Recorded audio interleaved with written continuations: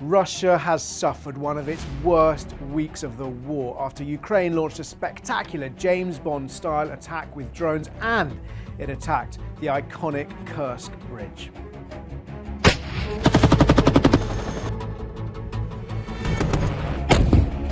Kharkiv again. My name is Jerome Starkey. I'm the defence editor of The Sun newspaper, and this is Frontline, your weekly roundup of the most important news from the war in Ukraine. We can only start with Operation Spiderweb, a spectacular Ukrainian attack which Kyiv claims has destroyed some 41 Russian aircraft. This was a drone attack. Ukraine managed to smuggle in some 117 drones, according to President Zelensky, in the roofs of sort of sea containerized garden sheds, if you like, which were on the back of flatbed trucks. So Ukraine smuggled in the drones. They brought in these prefabricated sheds, which had false ceilings, false sort of cavities in the lofts of their roofs. They put the drones in the roofs of these containers, which were already on the backs of lorries, and then these lorries drove across Russia. And when they reached certain coordinates, some vastly different locations, the roofs opened, the drones took off, and they attacked the Russian airfields. Now, what do we know? 41 aircraft across 4 Russian air bases were attacked. There was a fifth where there was supposed to be an attack. We understand that didn't work. They ranged from 500 kilometers from Ukrainian territory to some 4,000 kilometers away in the east of Russia. And by Ukraine's estimates, they claim that the total value of these aircraft destroyed was $7 billion. That is the top end of the estimates. Other suggestions is around $2 billion worth. But nonetheless, Ukraine claiming a third of Russia's strategic bombing fleet has been destroyed or disabled. A huge and humiliating loss for Russia. The attacks, if you were to look at them on a map, the air bases were the Alenia air base right up in the north of Russia. There was Dyagilevo and Ivanovo, both north and northeast of Moscow. And then finally the Belaya airfield in Russia's far east. That was the one 4,000 kilometers from Ukrainian territory. Now we have a quick look at which planes they've destroyed. There were 3 types. There was the Tupolev 95, known as the Bear. That's an equivalent of Russia's B-52 long-range bomber. The Tu Tupolev 22, known by the NATO reporting name Backfire. That's looks a bit like a tornado. A swept wing jet, also a long-range bomber, much smaller though than the Bear. And finally, there were 1 or possibly 2 A-50U Beriev command and control planes. We're going to come to them last, but they are really important and really expensive. The Bear, as I said, long-range nuclear-capable bomber, the equivalent of the B-52. We've seen satellite images in the days after this attack showing at least 8 of them destroyed at the Alenia and the Belaya airfields. The Tu-22, smaller, it's a supersonic aircraft. We've seen pictures of 4 of those destroyed. Their estimates range between about 27 or 50 of them in the Russian fleet. I should have said for the Tupolev 95s, the Bears estimates range from around 47 to 55, so about 50 in the Russian fleet. And the Berievs, the A-50U, known by the NATO reporting name Mainstay. These are command and control aircraft. They are flying radars. They're really distinctive to look at because they look like big passenger aircraft with these enormous dishes on the top of the main fuselage. And they are used for early warning and control. So they can detect, they can see over the horizon, have a huge range. They can detect other aircraft, anything flying really, missiles and indeed other radars.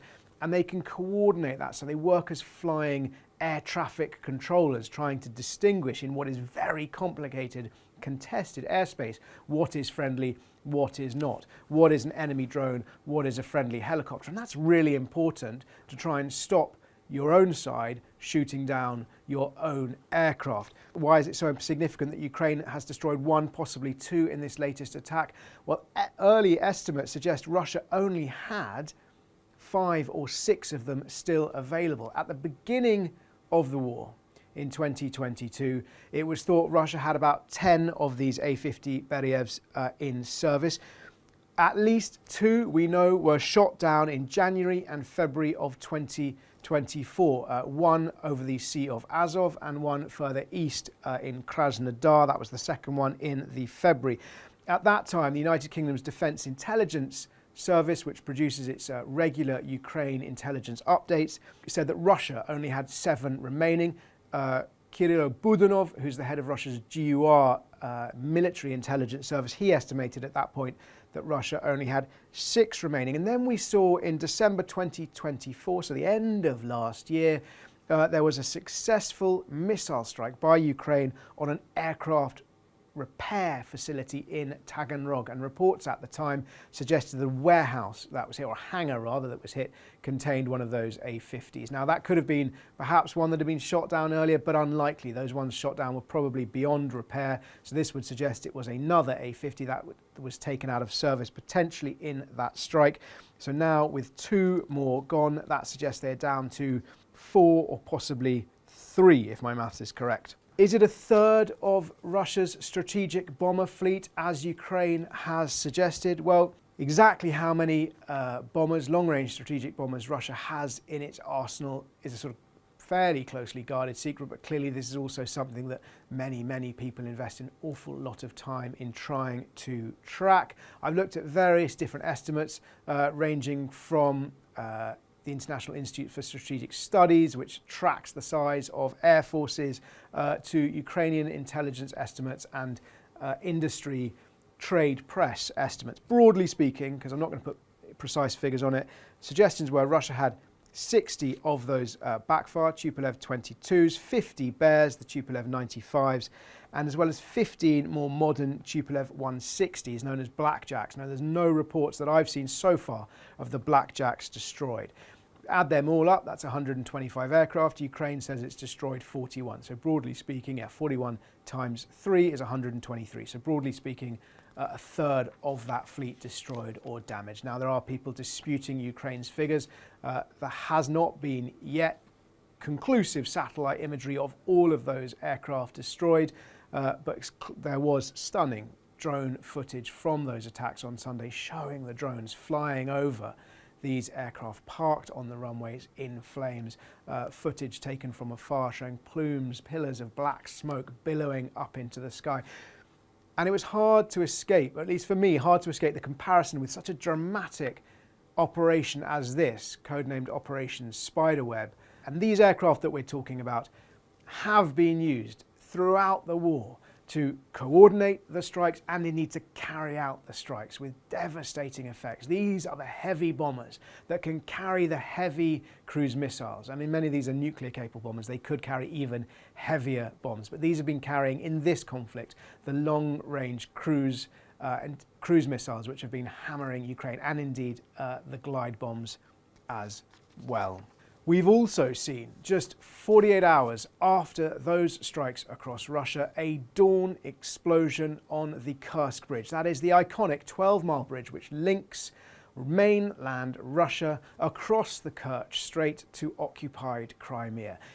It has become a hated symbol in Ukraine of Russia's illegal occupation of Crimea. Why? Well, because it was built and opened after Russia had annexed Crimea. Russia annexed Crimea in 2012.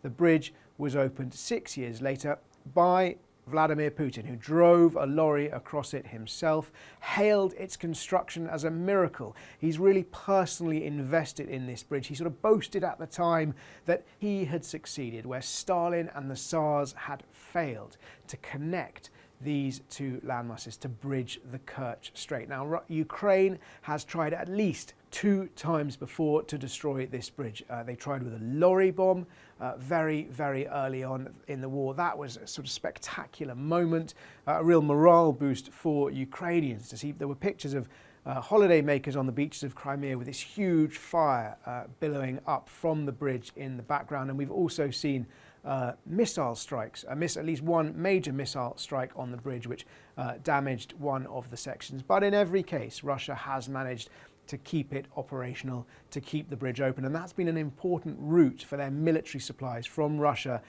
into Crimea, and then from Crimea into the southern Kherson region.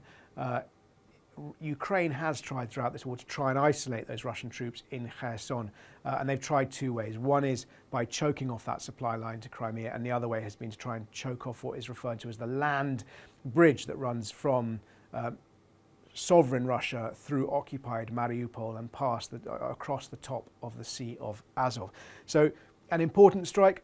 Ukraine's SBU, the same service that carried out that drone strike, claimed responsibility for the strike on the Kursk Bridge. They said 1,100 kilograms of TNT or equivalent of explosives had been planted over many months around the foundations of the bridge, and they said the bridge was in an emergency state. CCTV appeared to capture the moment of the explosion, plume of water coming up, very dramatic, and then there was a photograph the SBU shared as well, taken from the surface. A little bit of damage visible to the top, but not actually that spectacular, the damage as seen from the top. I suppose what remains to be really seen is whether that damage to the foundations is enough to make the bridge dangerous or unstable.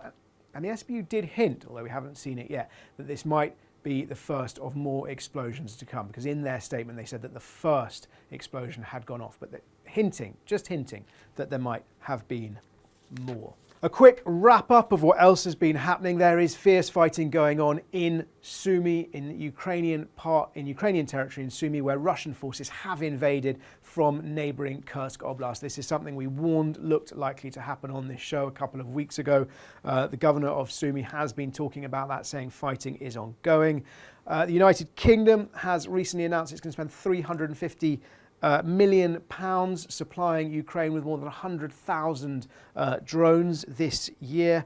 And US Secretary of State for Defense Pete Hegseth is not expected to turn up to the next Ramstein meeting this week. That is the next meeting of the Ukraine Defense Contact Group, where Ukraine's allies come together to discuss how and with what they are going to support Ukraine. And that is significant, because that is the first time since the start of the war that the US Secretary of State Defense has not attended that meeting. And a concerning symbolic gesture from Pete Hegseth that he has something more important to do than to be there helping allies coordinate how best to coordinate Ukraine. One other thing I do want to mention, of course, is that the Secretary of Russia's Defense Council, Sergei Shoigu, who you'll remember was Russia's defense minister and a close ally of Vladimir Putin, has today landed in Pyongyang in North Korea for talks with Kim Jong-un. Concerning, we know that that North Korea has sent some 12,000 or 15,000 troops to fight in Russia. They supply millions of artillery shells. They are one of Russia's most important allies in keeping their soldiers in the fight.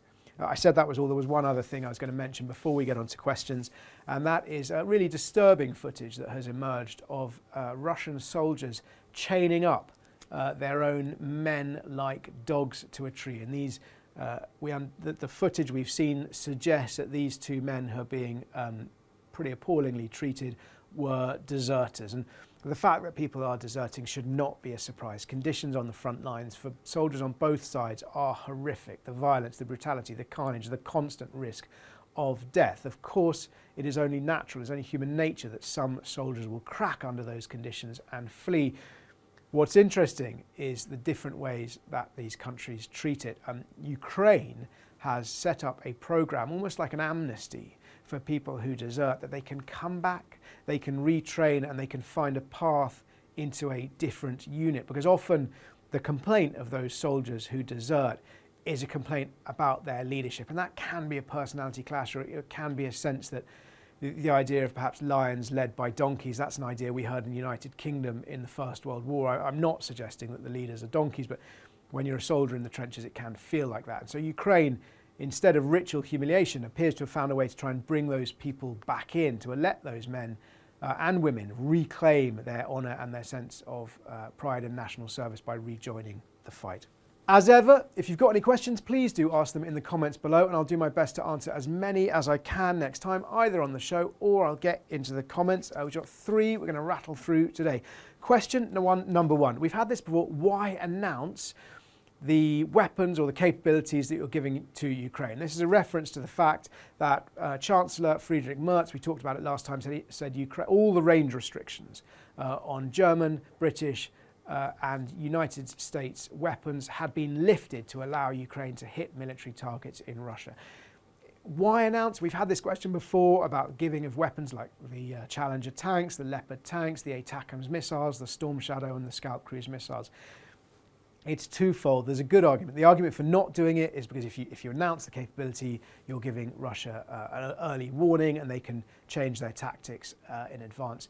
The counter argument is that by announcing this, it's a step to sort of ease the shock of escalation, if you like, to try and avoid a Russian overreaction. That has been the tightrope that Ukraine's allies have continued to try to walk the whole way.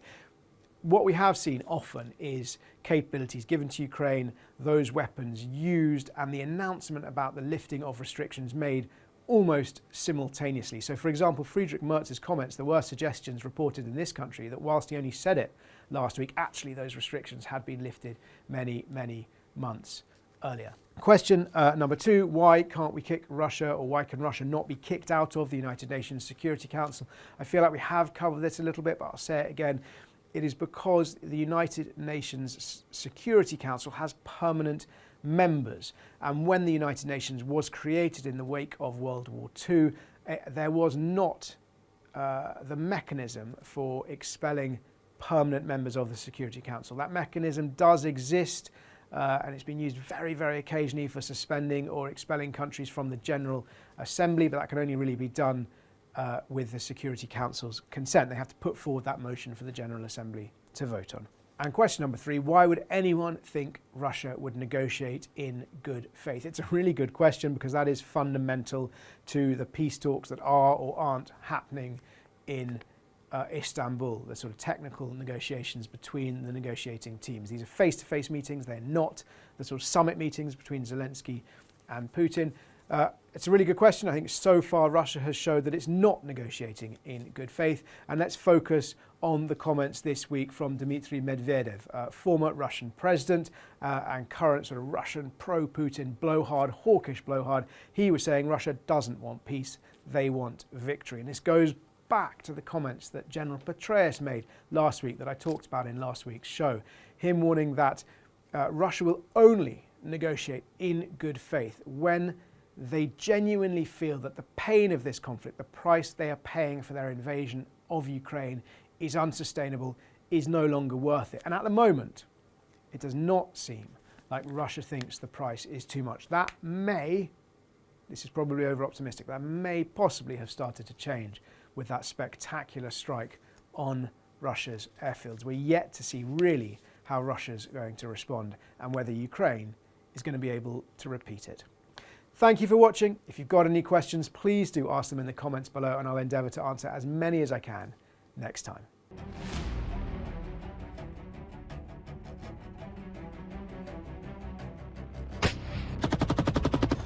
We're in a Ukrainian armoured vehicle and we're heading towards the Russian border.